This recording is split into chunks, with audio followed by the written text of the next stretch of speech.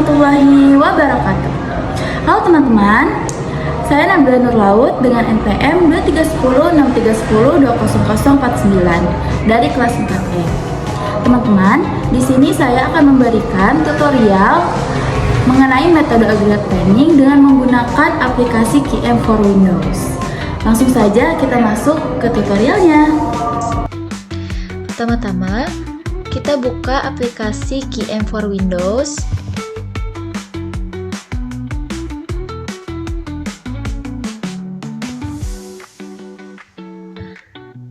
Lalu kita pilih Aggregate Planning. Nah, di sini sudah tertera ya, teman-teman. Untuk title-nya di sini kita isi Operation Management.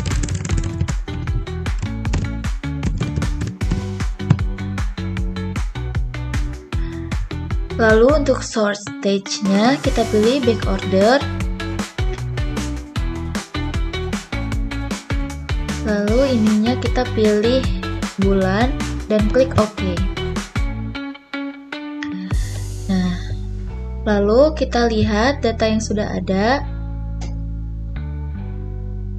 Nih, pada bulan Januari permintaannya itu ada 1.300, Februari 1.900, Maret 1.500, dan April ada 1.000. Untuk regular time capacity-nya 2.000 untuk semua periode bulan. Regular time cost-nya 7, overtime cost-nya 8, subcontracting cost-nya 10, holding cost-nya 3, back order cost-nya 4, increase cost-nya 5, dan decrease cost-nya 6.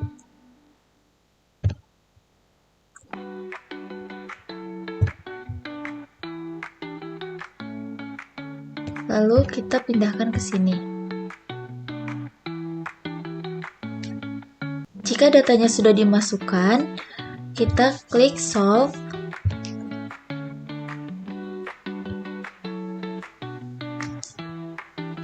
Lalu akan muncul tampilan seperti ini. Di sini kita menggunakan metode Smooth Production, yaitu strategi dalam aggregate planning yang bertujuan untuk menjaga produksi tetap konstan setiap periode berdasarkan rata-rata kebutuhan total atau gross demand selama periode perencanaan.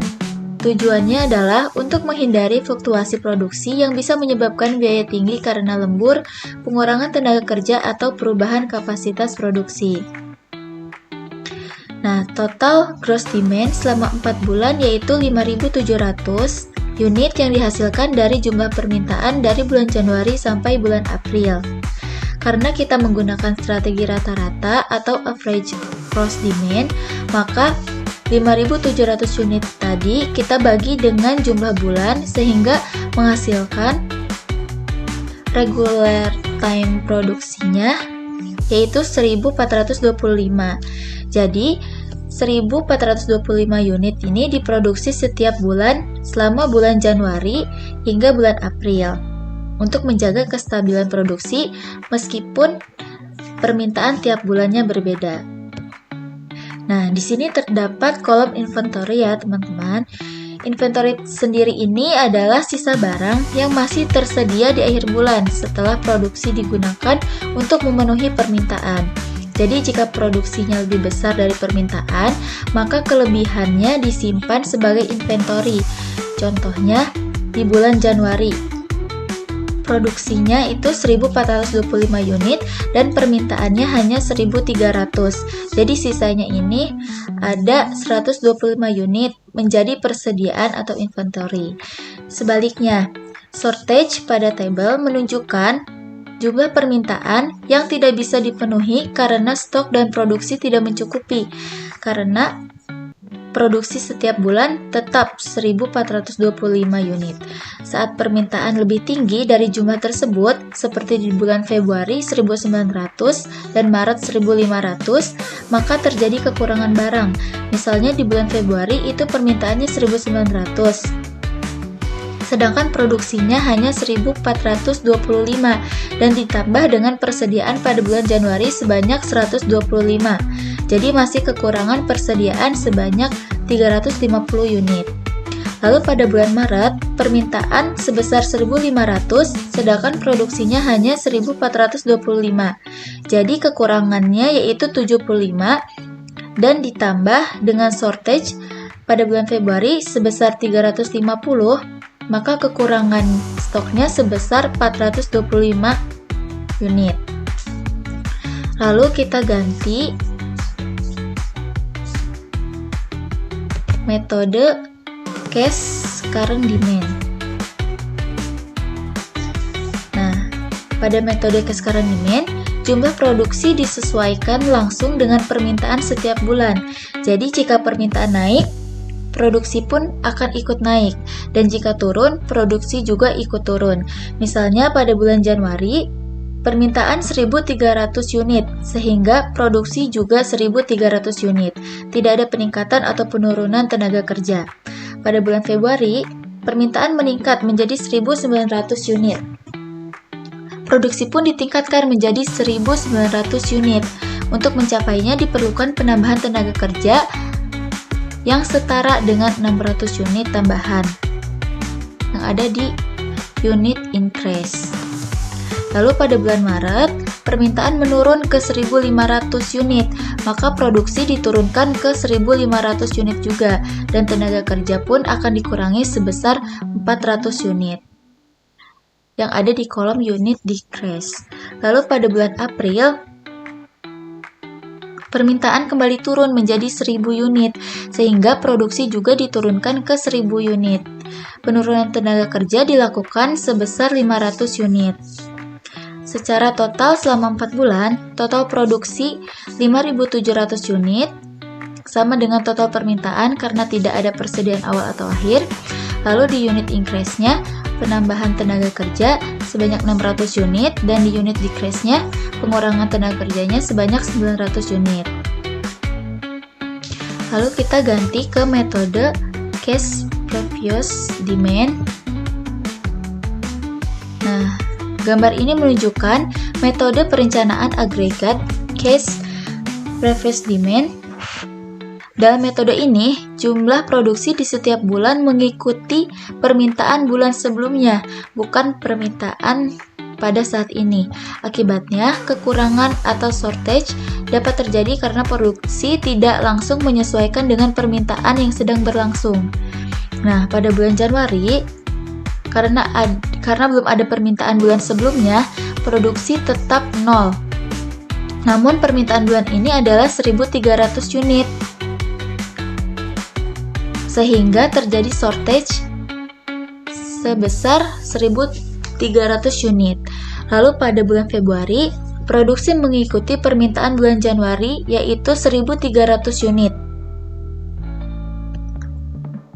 Tetapi permintaan bulan ini adalah 1.900 unit, sehingga terjadi kekurangan 1.900 unit. Untuk memenuhi target produksi, tenaga kerja ditambah sebanyak 1.300 unit. Di kolom unit increase. Lalu pada bulan Maret, produksi bulan ini mengikuti permintaan Februari, yaitu 1.900 unit, sedangkan permintaan bulan ini hanya 1.500 unit, sehingga produksi lebih dari cukup dan tidak terjadi shortage. Namun tetap ada penambahan tenaga kerja sebanyak 600 unit untuk memenuhi kebutuhan produksi. Lalu pada bulan April, produksi mengikuti permintaan pada bulan Maret, yaitu 1.500 unit. Sedangkan permintaan aktual hanya 1.000 unit, jadi tidak ada kekurangan, dan justru terjadi kelebihan tenaga kerja, maka dilakukan pengurangan tenaga kerja sebesar 400 unit yang ada di kolom unit decrease. Secara total selama 4 bulan, total produksi yaitu 4.700 unit, lebih sedikit dari total permintaan 5.700 unit sehingga terjadi shortage. Total shortage-nya itu 5.700 unit. akumulasi kekurangan karena produksi selalu 1 bulan terlambat mengikuti permintaan. Total unit increase-nya penambahan tenaga kerja itu 1.900 unit dan total unit decrease-nya pengurangan tenaga kerja sebanyak 400 unit. Lalu kita ganti ke lost sales.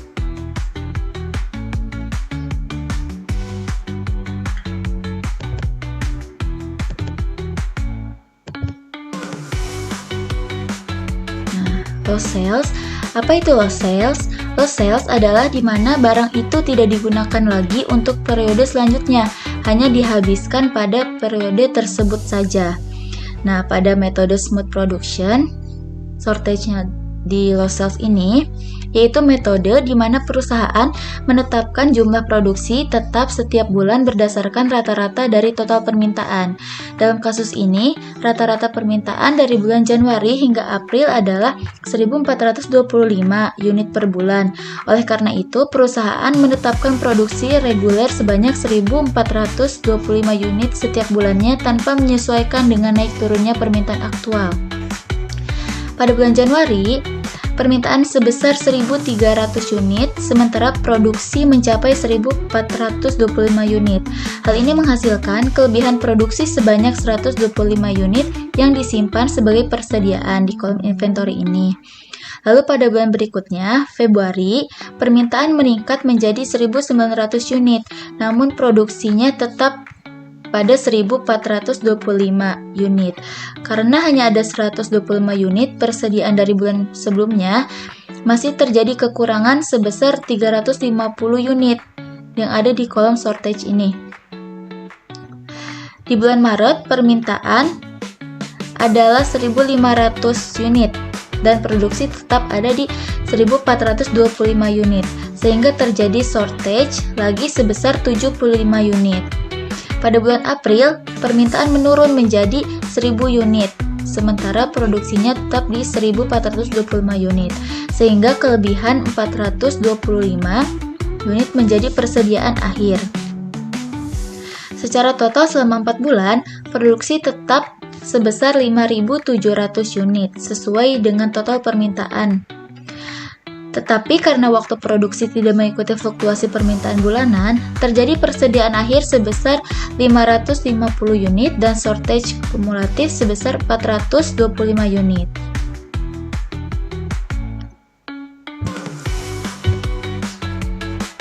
Lalu kita ganti ke metode cash current.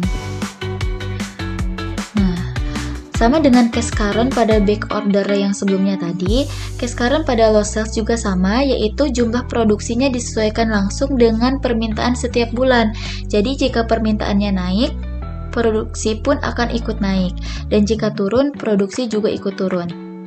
Pada bulan Januari, produksinya yaitu 1.300 unit. Karena awalnya tidak ada produksi, maka ada peningkatan kapasitas sebesar 1.300 unit. Tapi ini tidak tercantum di kolom unit increase karena dianggap awal produksi, bukan perubahan dari bulan ke bulan. Lalu pada bulan Februari, permintaan naik menjadi 1.900 unit. Produksinya disesuaikan dan tenaga kerjanya ditambah lagi 600 unit. Selisih dari 1.900 dan 1.300. Pada bulan Maret, permintaan turun ke 1.500 unit. Produksi pun ikut turun dan tenaga kerja dikurangi 400 unit. Dan pada bulan April, permintaan 1.000 unit, sehingga tenaga kerja dikurangi lagi 500 unit. Secara total, produksi reguler selama 4 bulan adalah 5.700 unit, sama dengan total permintaan. Penambahan tenaga kerja sebanyak 600 unit, dan pengurangan sebesar 900 unit. Lalu, untuk lost sales menggunakan metode cash previous demand. Cash previous demand kan melihat data atau produksi bulan sesuai dengan permintaan bulan sebelumnya. Pada bulan Januari ini memproduksi sebanyak 1.300 permintaannya, sedangkan perusahaan memproduksi 0 karena mengasumsikan periode sebelumnya sebelum Januari adalah 0. Kekurangannya adalah 1.300. Nah, pada bulan Februari itu permintaannya 1.900 dengan kapasitas produksinya 1.300 yang dihasilkan oleh perusahaan. Maka kita akan kekurangan 600 unit. Dan kita harus menambah tenaga kerja sebanyak 1.300. Lalu untuk bulan Maret itu permintaannya sebanyak 1.500 dan kapasitas produksi yang dihasilkan oleh perusahaan yaitu 1.900. Maka di inventory ada kelebihan stok sebanyak 400, kekurangannya 0 dan kita masih harus menambah tenaga kerja sebanyak 600 unit. Lalu pada bulan April itu permintaannya 1.000 dan kapasitas produksi yang dihasilkan oleh perusahaan itu 1.500. Sehingga stok yang masih tersedia itu ada 900 dan kita masih harus mem-PHK karyawan sebanyak 400 dengan total biaya 56.300. Cukup sekian tutorial yang dapat saya sampaikan. Kurang lebihnya mohon maaf dan semoga dapat membantu teman-teman sekalian. Wassalamualaikum warahmatullahi wabarakatuh.